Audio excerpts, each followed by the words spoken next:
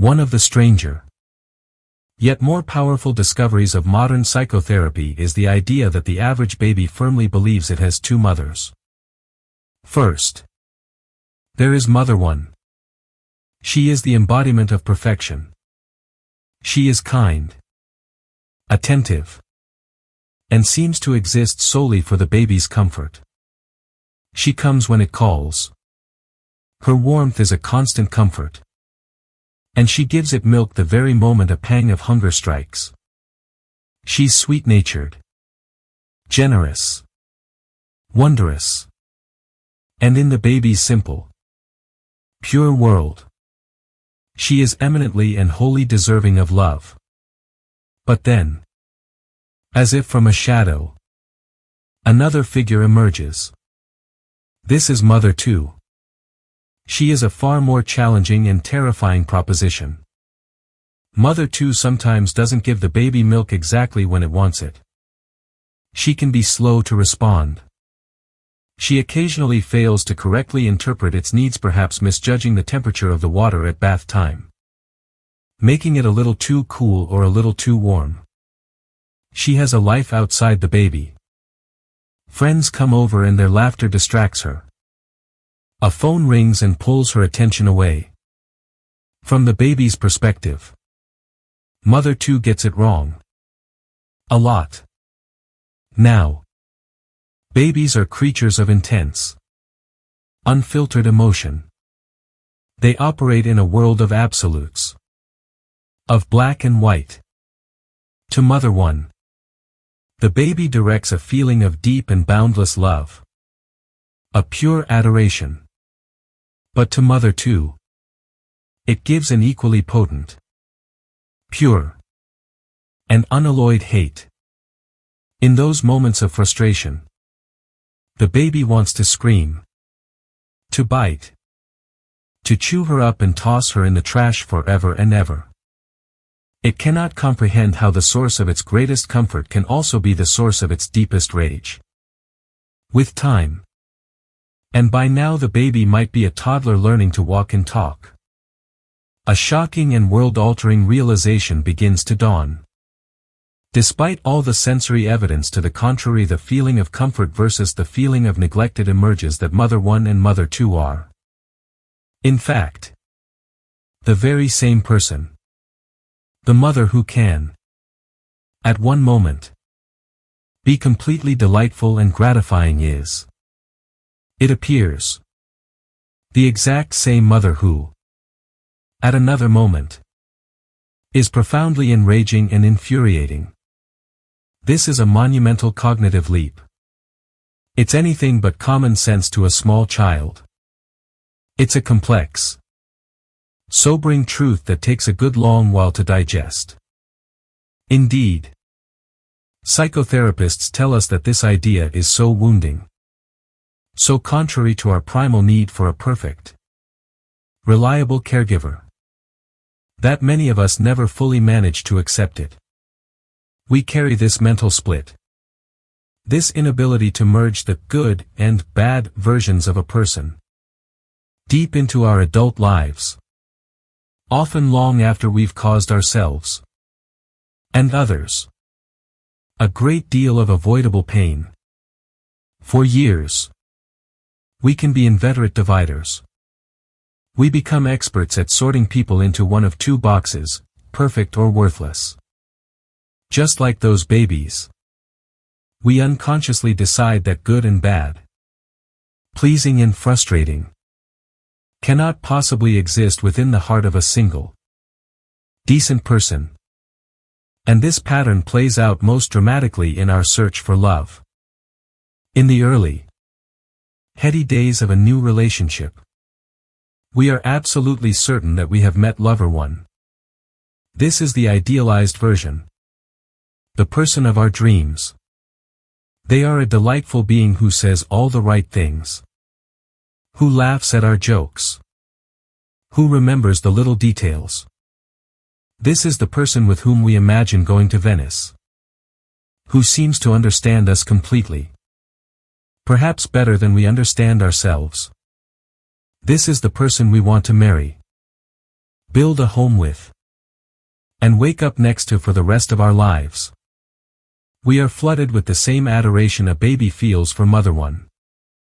But then, inevitably, time passes. The initial glow fades, and reality sets in. It feels as though our perfect partner has secretly given birth to a body double. Someone with their exact height and build. The same eyes and hairstyle. Who occasionally, and with increasing frequency, sneaks into the room when we're not looking. We might call this unwelcome stranger lover two. And this person is a much less enchanting soul. Lover two leaves their wet towel on the bathroom floor. They are grumpy and monosyllabic after a long day at work. They have 3 friends who we find particularly annoying. They don't share our passion for our hobbies. In fact, they might even find them a bit boring. They chew too loudly. Or they say the word really just a bit too often. They are flawed. They are human. For a while. Just like that enraged baby. Our instinct is to reject this flawed version completely.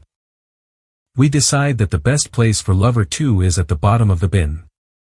Our internal monologue screams, "This isn't the person I fell in love with."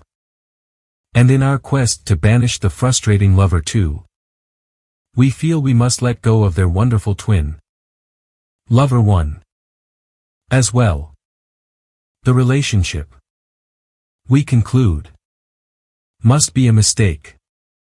It must end. This is the point where so many relationships falter. It's the great filter of modern romance. We see the flaws. We panic. And we run.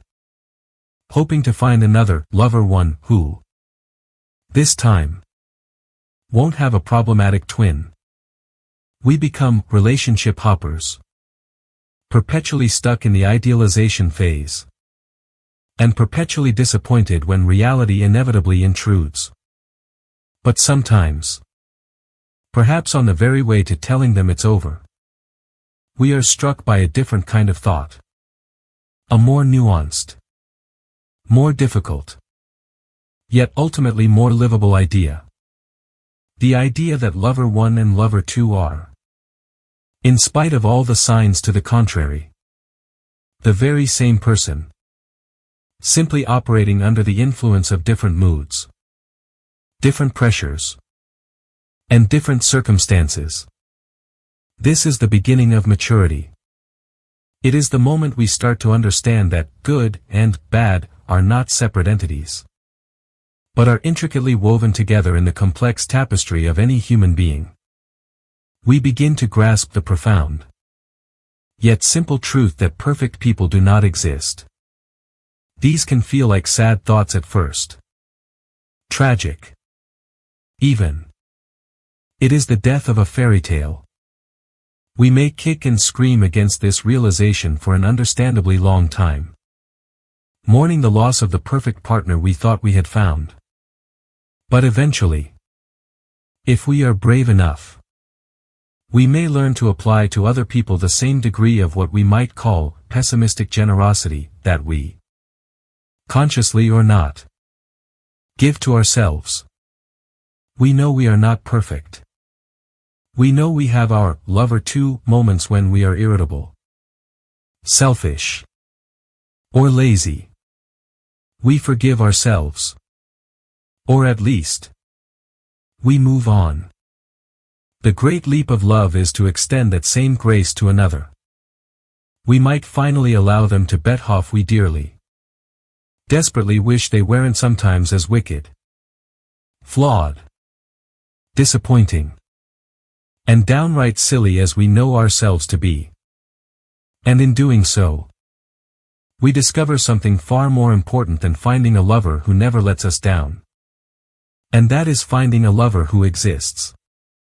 A lover who is real. This acceptance isn't a form of surrender or settling for less. In fact, It's the very opposite. It is the beginning of true, resilient love. It's the moment we courageously trade a fragile, beautiful fantasy for a sturdy, beautiful reality. Real love isn't about discovering a flawless marble statue in a museum. It's about choosing to cherish a living, breathing person, complete with their cracks, their chips, and their imperfections. The Japanese have an art form called kintsugi, where broken pottery is repaired with lacquer mixed with powdered gold. The philosophy behind it is that the piece is more beautiful for having been broken, and the repair itself is part of its history. Something to be celebrated, not hidden. This is what mature love looks like. It acknowledges that arguments will happen, moods will sour, and disappointments will arise. But the real magic isn't in avoiding these breaks. It's in the patient, golden repair. It's found in the heartfelt apology after an argument, the quiet patience offered during a bad mood, and the profound grace to forgive and be forgiven. This is how a relationship builds its true, unbreakable strength, becoming more beautiful not in spite of its flaws, but because of how they have been mended together. Ultimately, the greatest love stories aren't written about two perfect people finding each other.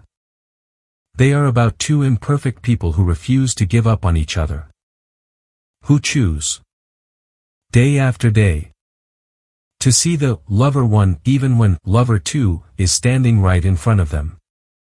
It's about building a beautiful life, not with a perfect person, but with a real one, together. If this idea of embracing imperfection to build a more meaningful and resilient life resonates with you, we invite you to subscribe to our channel.